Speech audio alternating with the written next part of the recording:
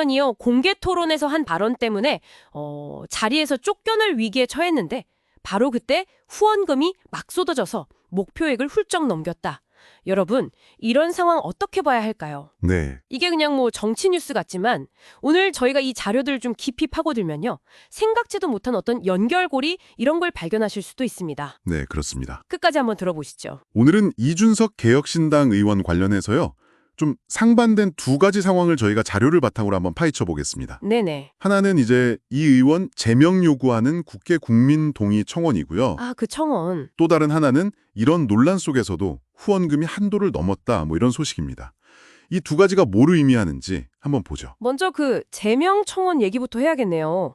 이게 시작이 지난 5월 27일 TV 토론회였죠? 네, 맞습니다. 그때 그 발언, 구체적으로 뭐가 그렇게 문제가 돼서 청원까지 간 건가요? 그 청원 내용을 좀 보면요. 청원하신 분 주장은 이 의원이 토론회에서 상대 후보를 공격하려고 여성 신체 관련해서 좀 폭력적인 표현을 인용했다. 이거거든요. 아, 표현 인용이요? 네.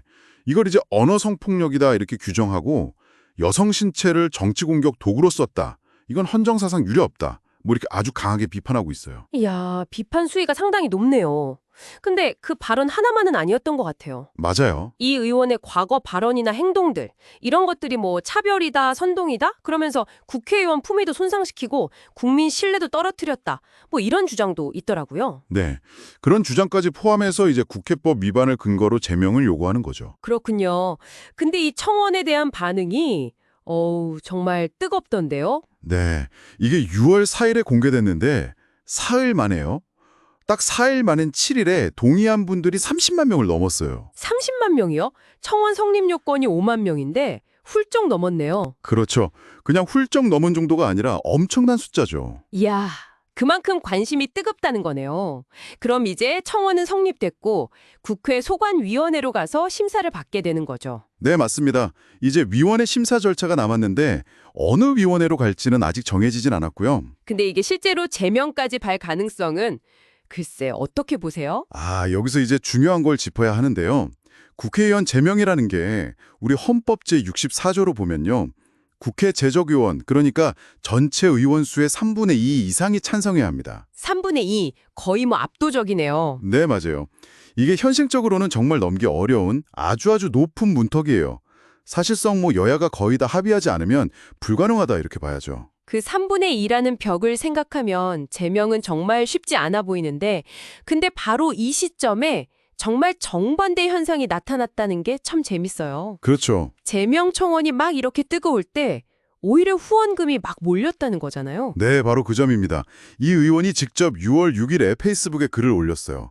이미 6월 4일자로 올해 모금 한도액, 그러니까 국회의원이 1년에 모을 수 있는 후원금 한도가 3억 원인데 이걸 넘었다는 거예요. 3억 원이요? 와, 벌써요. 네, 그래서 후원의 계좌는 이제 닫았다 이렇게 알렸습니다. 10만 명 넘게 제명해라 이러고 뭐 인권위 진정이나 고발 움직임도 있다는데 네네. 다른 한쪽에서는 3억 원 넘는 돈으로 우리는 지지한다 이렇게 보여주는 거잖아요. 이거 참 아이러니하네요. 바로 그 지점이죠.